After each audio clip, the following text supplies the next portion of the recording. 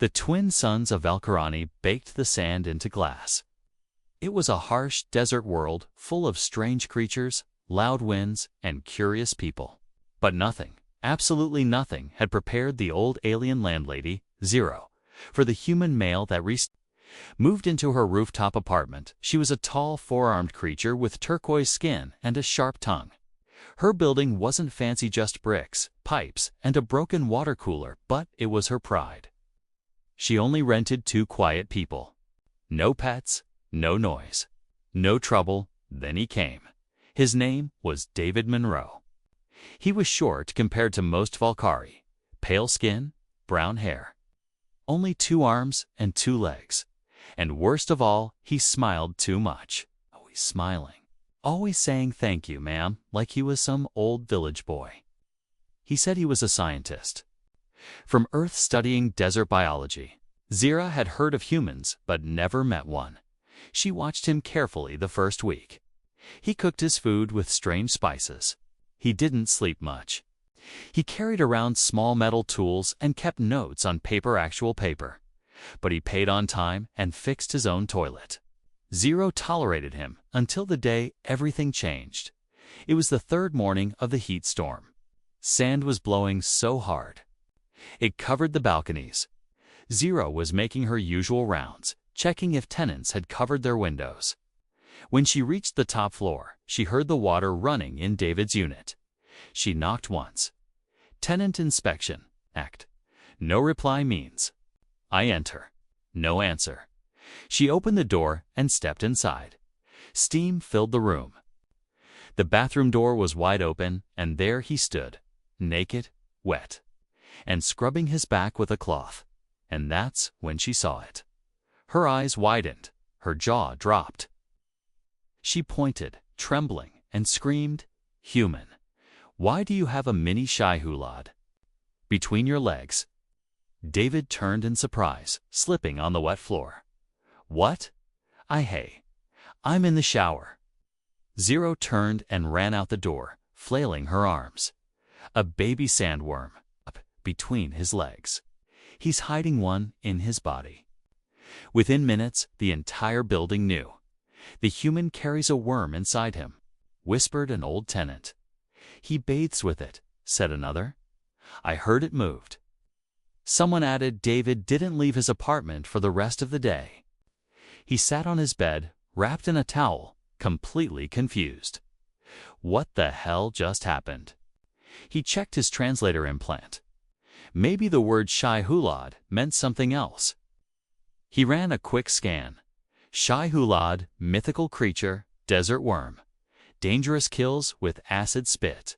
Sacred among Valkyrie tribes. Not safe for city areas. David dropped his head into his hands. Oh no. Meanwhile, downstairs, Zira was telling a group of nosy neighbors about what she had seen. It was hanging. Right there, like it had its own thoughts. "Maybe it's controlling him," one tenant said. "Or maybe it's growing inside him like a parasite." By evening, the building council held a secret meeting. Zero stood before them. A sext. "A full examination. We don't know what this human brought here. It could be dangerous."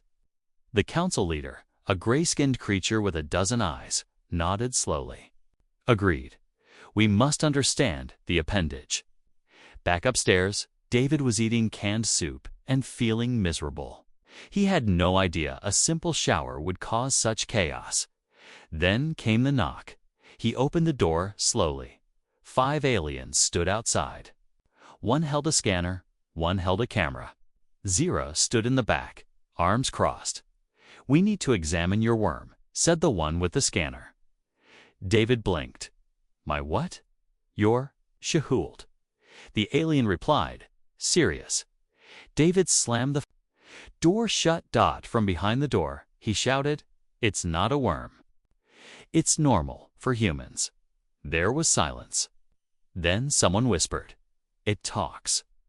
Zira's face turned pale. Inside, David sighed. "I am never getting my security deposit back for the next 24 hours. David became the most talked about creature on Valkara-9, The desert planet had seen many strange beings, two-headed diplomats, leviating mercenaries, even a singing slime from Jupiter, but none of them had caused such a stir as the human with a worm between his legs. Zira, the landlady, didn't sleep that night. She lay in her hammock, tossing and turning, haunted by the image she had seen in the steam-filled bathroom. That strange, soft, fleshy thing. It had wiggled. She was sure of it. No normal body part moved like that. It had to be alive by morning.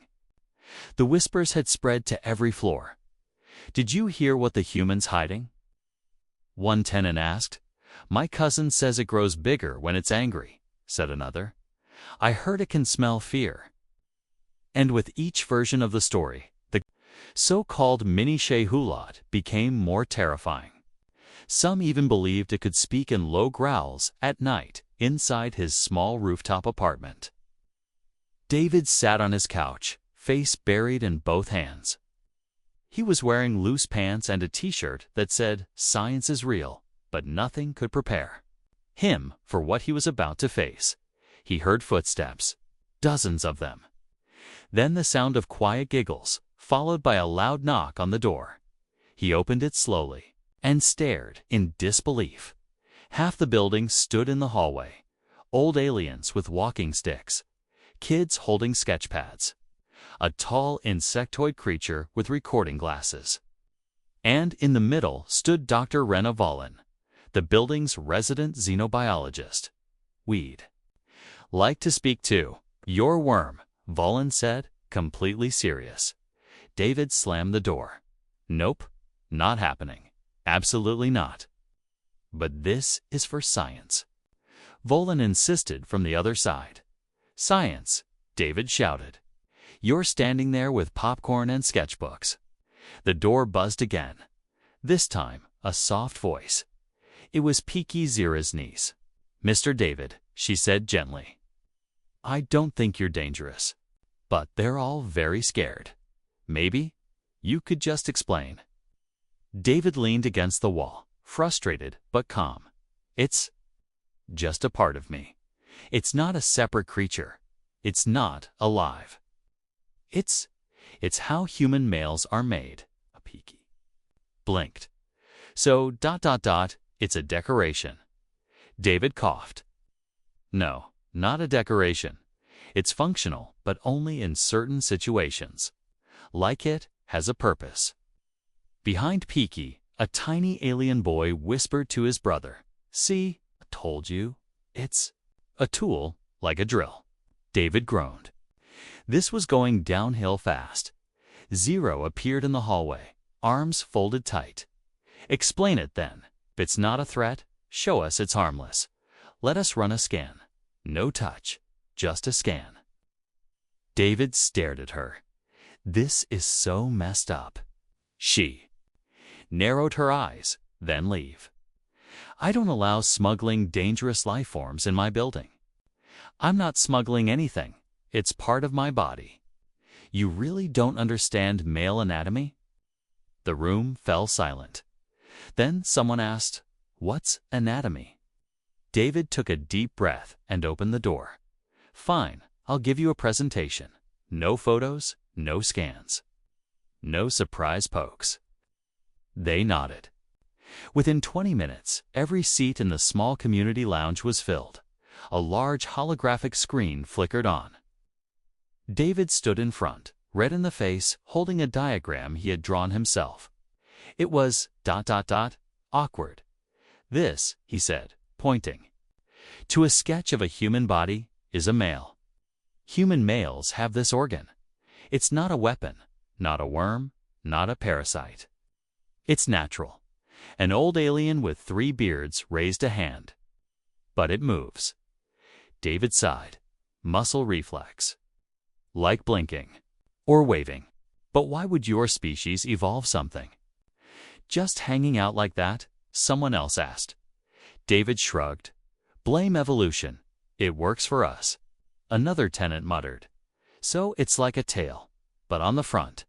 "Sort of," David said, shaking his head. "Look, the point is there's no danger. You can stop peeking through my windows. Zira frowned, arms still crossed. But if it grows, what happens then? Peaky covered her face, giggling. David turned red. We are not talking about that. Then, from the back of the room, a voice spoke up. Maybe we owe him an apology. Everyone turned. 'Twas old Marn, the oldest tenant in the building. Had 4 eyes, brittle horns, and always smelled like burnt sugar. He leaned forward in his chair. We've lived beside each other for weeks. The human fixed the roof when no one asked. He helped Peaky with her homework. He meant harm. We'd already know. Zero looked uncertain. Peaky nodded. He even gave me earth chocolate. The room murmured. Xerra slowly uncrossed her arms. Fine, she said, but I want it registered officially. I'll call the planetary office tomorrow and ask if this thing is legal. David groaned again. You're going to file a government report about my don't say it. Zira snapped. Just ... As everyone left the lounge, giggling or whispering, David sat down and rested his face in his hands. Outside, 2 alien kids giggled, running by. Minnie Shihulad. One shouted, I bet it has a name. The other laughed. David muttered into his hands, I should have just stayed on Earth. The next morning, the Planetary Bioethics Office sent a message to Zira's building. We have received your report regarding a foreign biological organism growing on a human male. An official inspection will occur in 48 hours. David read the message and nearly dropped his mug. They're coming here, he said aloud, to inspect me. Zira stood at the hallway window with her arms crossed. Good. Maybe now we'll finally learn if it's poisonous. David choked on his tea. Poisonous. It's not a damn scorpion. She didn't blink. Then prove it. The council will run proper tests. I already explained, words are wind. She cut him off. Science is data. Frustrated and humiliated, David went back inside. He opened his translator screen and typed, How do you explain genitals to aliens who've never seen one and think it's a cursed snake? The translator blinked twice and replied, Warning, your query violates planetary modesty laws. A fine may apply. David groaned. Meanwhile, the rest of the building prepared for the inspection as if a royal parade was coming.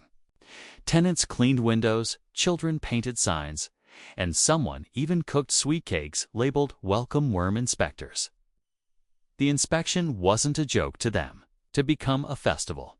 In the courtyard, Peaky stood under a cloth banner with a bright grin on her face. We made t-shirts.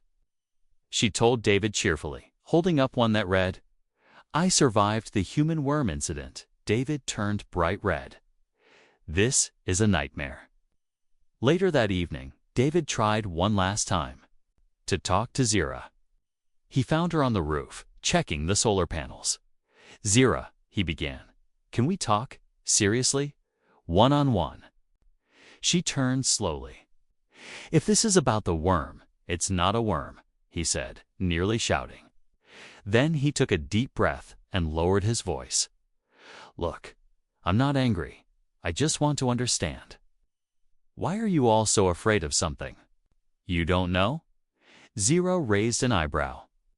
Because on Valkaranine, unknown things kill. She walked to the edge of the roof and looked out across the desert. You see that ridge? She asked. David followed her gaze. The horizon shimmered. Yeah, 30 years ago, a merchant ship crashed there. Inside was a creature no one had ever seen before. Looked harmless, like a ball of fluff, and it exploded. Took out half the hill. David blinked. Oh, she nodded. So forgive us if we're cautious. You bring something that moves on its own, changes size, and hides in a strange place. It's not a good first impression. David chuckled softly. You know, on Earth, we're taught not to point at other people's private parts. Here, we're taught not to ignore suspicious lumps. They both laughed. For the first time since the bathroom incident, David saw her smile not with suspicion, but with curiosity. Zero tilted her head. Still, I suppose I should apologize. I didn't mean to embarrass you. You kicked off a planet-wide investigation. She shrugged. Oops. That night, something unexpected happened. As David walked back to his room, he noticed a small note under his door. It read, "If you ever feel alone, my family makes tea better than Zera's." Peaky, it made him smile. But when he opened the door, his smile faded. Inside his apartment was a group of aliens sitting cross-legged on his floor tenants he had never spoken to before. Kay said, stepping back. Hi. One of them, a long-necked alien with golden scales, raised a hand. We wish to speak with the tail creature. David stared. Another one added, just 5 minutes. One of us had a dream about it last night. What kind of dream? David asked. That it holds the key to interspecies peace. David dropped his bag. Okay, get out. All of you, now. They left, mumbling apologies. David sat down, completely exhausted. He didn't even notice Peaky standing quietly outside his window. Do all humans go through this? She asked softly. David looked up. No, just me. Lucky me. She stepped closer. Can I ask something personal? He raised an eyebrow. Haven't you already? Peaky giggled. Is it really true that humans don't hide it inside? David almost choked on air. Can we not, please? She smiled. Okay, but I think you're brave. You came to a world that doesn't understand you. And you didn't run away. David looked at her. Trust me, I want to run. But your aunt would charge me a moving out penalty. They both laughed, but deep inside City Hall, something more serious was happening. The bioethics office reviewed Zera's report. One elder squinted at the description. Shy hula-shaped, flexible, grows when threatened, possibly telepathic. The assistant nodded. Yes, sir. And they say it can wink. The elder dropped the file. This could change everything we know about Earth species. ... They activated the emergency beacon, prepared the genetic scanners. We might be facing a new class of apex organisms. David had reached his limit. No more polite smiles. No more awkward explanations. No more strange aliens sneaking into his room to feel the vibrations of the sacred tail. He was done. That morning, he woke up with one goal in mind: fight back with knowledge. If these aliens didn't understand human biology, fine. He would teach them. He would burn the false rumors with truth. And he would do it using the only weapon he trusted: science. He set up a holoprojector in the community lounge, dragged out 3 chairs and a desk, posted signs everywhere. Presentation. Tonight, the human body, what's really between my legs. By David Monroe, biologist, not a worm whisper. The signs created instant panic. I knew it had a name, said one tenant. He's going to introduce us to it, gasped another. Zero simply groaned and massaged her forehead. This human is determined to scar us all. By evening, the lounge was full. Every seat was taken. Some aliens stood against the walls. Others peeked in through windows. Vendors even set up a snack table labeled spicy worm bites and tail tea. David walked to the front in a clean shirt, rolled up sleeves, and the calm rage of a teacher who had had enough. Good evening, he said firmly, tapping on the podium. Tonight, I will explain exactly what my body is. You may laugh. You may faint. But by the end of this, you'll stop calling it a mini she-hulud. The room hushed. He clicked the projector. A human male outline appeared on the screen. fully clothed. "This is a male human," he began. "You'll notice 2 arms, 2 legs, 1 head, and yes, something between the legs. That's not a worm. It's an organ. A biological structure. Not dangerous." A 3-eyed alien in the front row raised her hand. "But it moves." David took a breath. "Yes, it moves like your tongue or your tail. It's made of muscle and skin, controlled by blood flow." "That's all." Gasps. Zero narrowed her eyes. "So when I saw it moving in the bathroom," David threw up his hands. "You startled me. It's a reflex." "Is it angry when it moves?" asked a deep-voiced elder. "No, it's not angry. It's not emotional. It's just function." He flipped to the next slide. Reproductive systems. The audience tensed. "Humans reproduce like many other species," David explained carefully. "That organ helps deliver genetic material, same way your kind use tail pods or skin spores." Several aliens fainted. Zero stood up. "You mean you use that?" In front of each other, Tavi blinked. "No. We do it privately, like everyone else." "Then why does it dangle out in the open?" a voice shouted. David growled, "Because evolution didn't give us armor down there." The room burst into shocked murmurs. One alien whispered, "So Earth is just full of dangling humans running in packs." David pointed at the diagram. "You don't laugh at your own tails or crests or antennae, do you?" Silence. "No," he continued. "Because you understand what they are. I'm asking for the same respect." A few heads nodded slowly. Others looked confused, but less panicked. Then a tentacled alien raised a hand. "So it's not a parasite?" "No." "Venomous?" "No." "Not a future world eater?" "Dear God, no." Everyone sighed in relief until Peaky raised her hand. "Mr. David, one last question." He smiled. "Sure." She hesitated. "Can it really knock someone unconscious if it swings hard enough?" The crowd exploded into chaos. "He has a weapon." "It's true. He carries a club." "Run." David slammed the projector off. "That's it. No more questions." The next day, David stayed inside. His presentation had almost worked. Some neighbors apologized. Others left him fruit baskets. A few sent notes that read, "Sorry, we thought your private part was a danger to society." Still, rumors lingered. At noon, a knock came. Zero stood there, holding a folded letter. Message. "From the Bioethics Council, they're arriving tomorrow." David took the letter. "Let me guess. Full scan, blood test, maybe a tug on my don't finish that sentence," she warned. He sighed. "I tried everything. Think still don't get it." Zero surprised him by stepping inside. She looked around his apartment.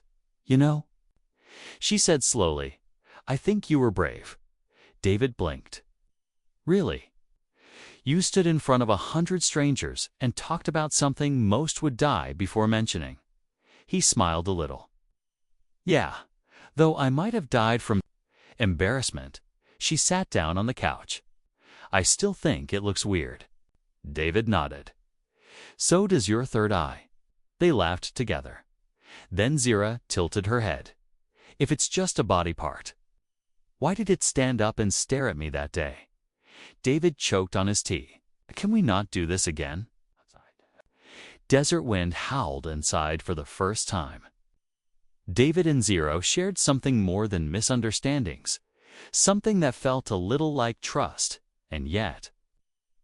Far away, a council ship was preparing to land, with scanners, with tests, with serious questions. Night fell over Valkarani like a soft gray blanket. The twin moons hung low in the sky, casting silver shadows across the desert city. But David couldn't sleep. Tomorrow, the Bioethics Council would arrive. Tomorrow, they would examine him scan. Him, question him, judge him. All because of one misunderstanding in the shower. He sat on the edge of his bed, looking at the stars through his tiny window. In the distance, he could hear laughter humming from open balconies and the familiar howl of wind sweeping sand over rooftops. Life was moving on. But inside him, a storm was growing.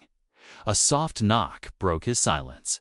He opened the door, expecting another prank or protest. Instead, it was Zira. Not angry, not suspicious, just ... calm. "I brought something," she said, holding up 2 steaming cups. David blinked.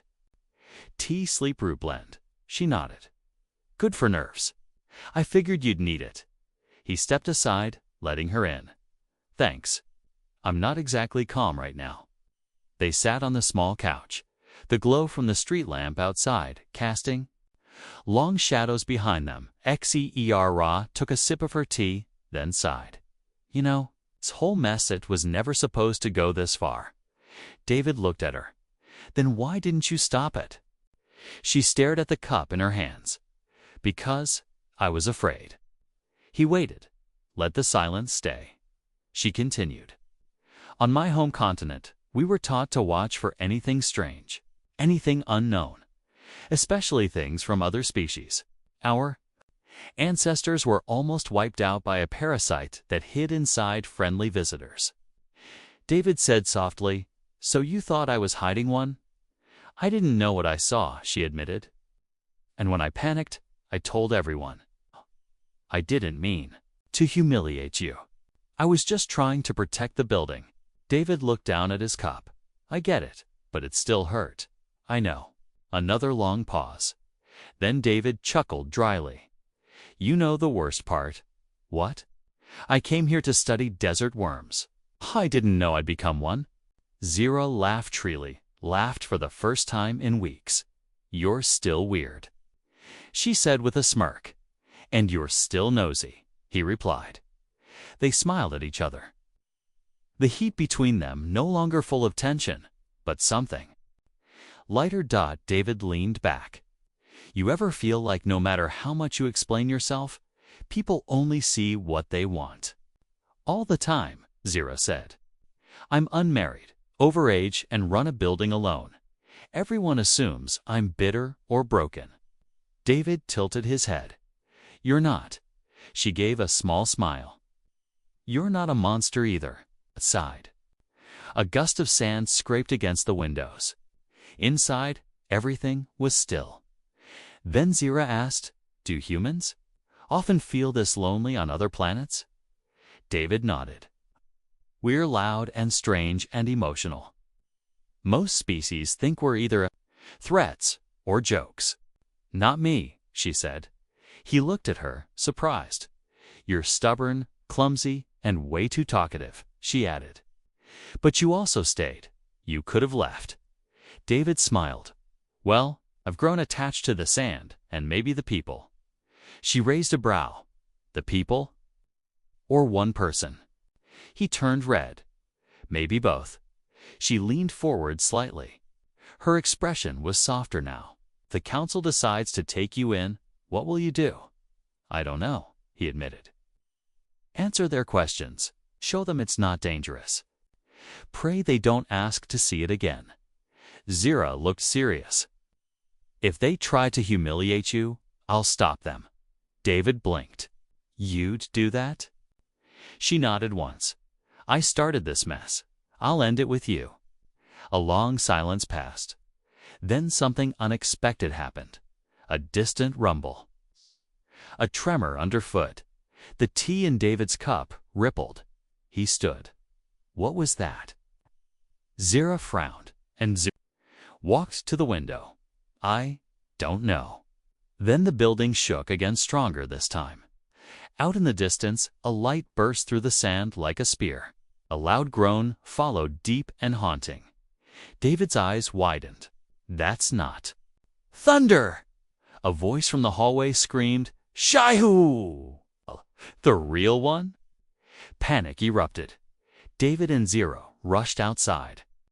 Across the desert, the sand was rising like a wave. Something massive was crawling beneath it, leaving a trail of cracked stone and heat fissures. It wasn't a rumor. It wasn't a joke. The real Shai-Hulud had awakened inside the chaos. Neighbors ran, alarms blared, and children cried. David grabbed Zira's arm. "We have to help them." She stared at him. "You know nothing about handling a sand beast?" He pointed toward his notebook. "I do. That's why I came here. I know its movement patterns, hunting cycles, and scent triggers."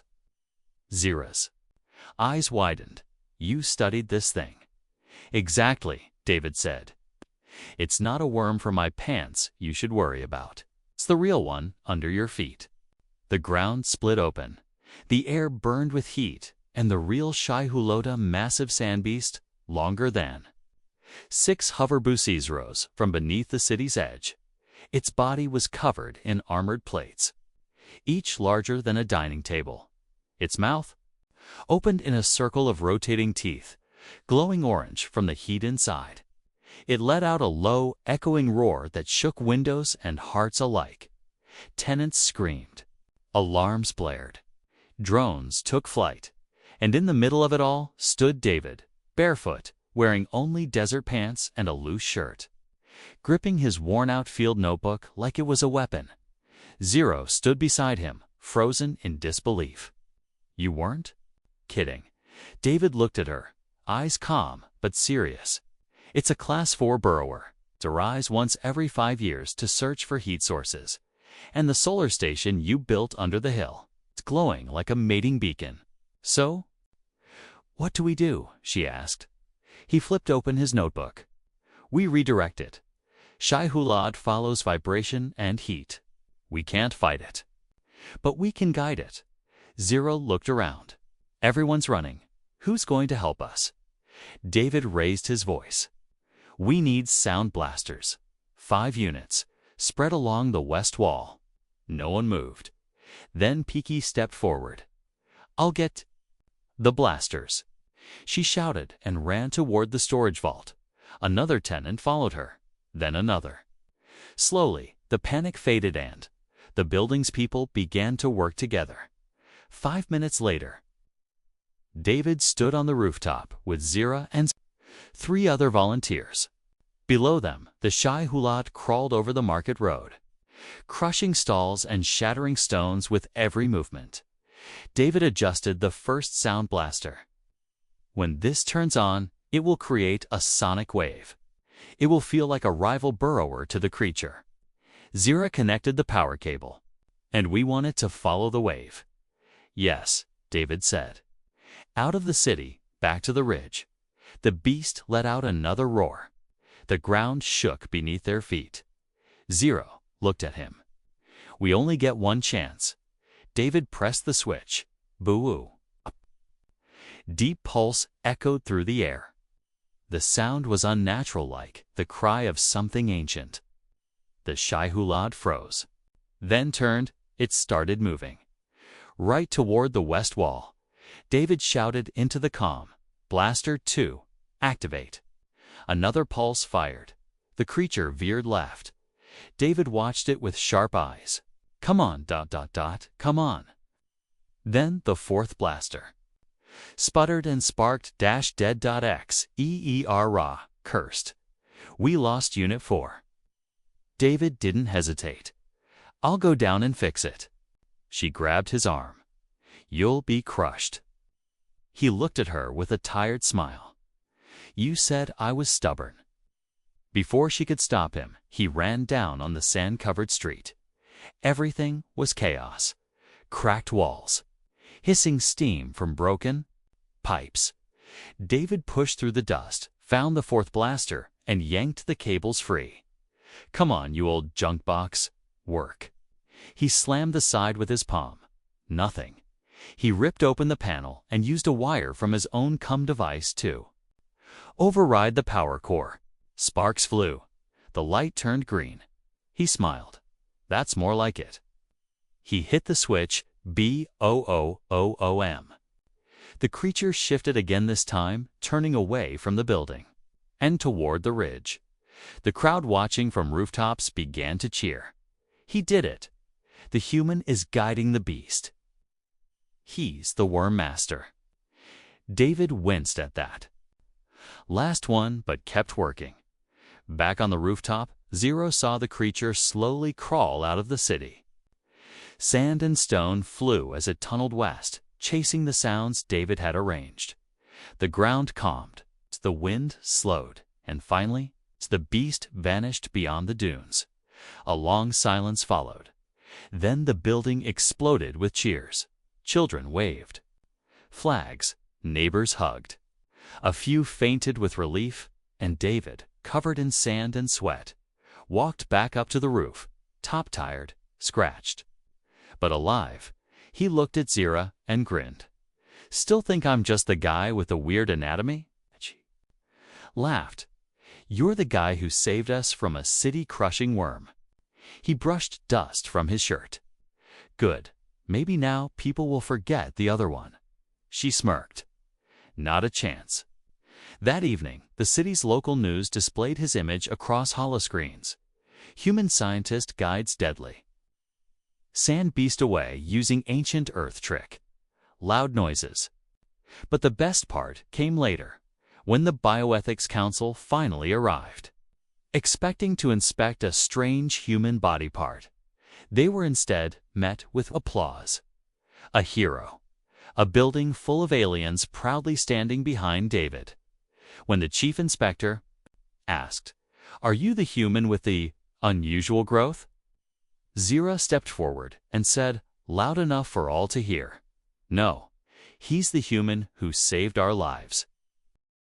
The morning after the sand beast was gone, the building on Valkarani felt ... different. It wasn't just the repaired walls or the missing solar panels. It was the energy, the silence, the way people looked at David now with suspicion, but with respect. He sat on the rooftop, legs hanging over the edge, sipping a bitter cup of Zira's tea. His dusty boots were beside him. His field notebook was open on his lap, though he hadn't written a single word. "You saved our home," a voice said behind him. He turned. Zira was standing there. Arms crossed as usual, but her face softer than he had ever seen. "I didn't do it alone," David replied. "You helped. The neighbors helped. Even Peaky, she's telling everyone you spoke to the worm in a secret Earth language," Zira said dryly. David laughed. "Well, at least she stopped calling it my personal tail monster." Zira sat beside him. For a moment, neither said anything. Then she asked quietly, "Are you going to leave?" David paused. "I don't know. The Bioethics Council is still filing reports. They didn't arrest me, but they haven't exactly cleared me either, even after what you did." She frowned. "They said I'm a cultural risk." He chuckled bitterly. "Apparently, human anatomy is still too mysterious." Zira looked away. "You could stay here, in the building." David raised an eyebrow. "I thought you didn't want noisy tenants." "You're not noisy anymore," she said. "You're just annoying in a good way." He smirked. "That sounds dangerously close to affection." She didn't deny it. Later that day, the tenants held a gathering in the courtyard. Not a party exactly, but something close. There were snacks, drinks, and unfortunately t-shirts with David's face printed above the words, "Worm Whisperer, Hero of Valkarani." David groaned when Peaky handed him one. "Really?" She giggled. "We're proud of you. You should wear it." He sighed and tossed it over his shoulder, only as pajamas. Children ran around with paper models of the sand beast. Adults raised cups to him and clapped. One old alien even asked for an autograph. Zira watched from a distance. Arms folded, her usual spot, David eventually walked over. "Still think I don't belong?" he asked. She looked at him seriously. "No, I think you belong more than any of us now." He looked down, voice softer. "Even with, my human features." She smirked. "We'll manage, as long as you keep it away from the community." Pool. He laughed out loud that evening as the sun dipped beneath the dunes and painted the sky with orange fire. Zero invited him for dinner. Her apartment was small, warm, filled with desert plants and strange glowing stones. The air smelled of roasted spice-fruit as they ate in silence. She looked across the table and asked, "What does home mean to a human like you?" David thought about it. "It's not a place," he said slowly. "It's not Earth, not a city. It's where you're understood, where people look at you not with fear, but kindness." Zero nodded. "So what are we now?" David smiled. "The first aliens to ever embarrass me, insult me, study me, and then cheer for me. I'd call that family." She looked down, hiding her smile. Then she said softly, "I was wrong about you." He leaned forward. "About which part?" She glanced at him with a smirk. "All of it. You're strange, but not dangerous. You're human, and maybe that's exactly what this place needed." They sat in silence for a while. Then Zira asked teasingly, "Does it really?" "Wag?" David groaned. "Zira, please," she laughed. "Just asking." The next day, David received a letter from the Bioethics Council. Official and cold. "After review, we no longer consider your anatomy to be a threat. However, further interspecies interaction may require permission forms." David read it twice, then dropped it into the recycler. "Not leaving," he said aloud. Forms or no forms. He stepped outside to find Peaky drawing chalk forms on the steps. "Are you staying, Mr. David?" she asked. He nodded. "If your aunt doesn't kick me out again," "She won't." Peaky smiled. "She likes you. I can tell." David squinted. "How?" "She only complains when she cares." He laughed. "Then I guess I'm in good hands." That night, the desert stars blinked above the quiet building. Somewhere beneath the sand, the real Shai Hulud had returned to sleep. But above it all, in a tiny apartment with broken windows and mismatched furniture, a human and an alien sat drinking tea. No misunderstandings. No fear, no scans. Just two strange people who had finally figured each other out.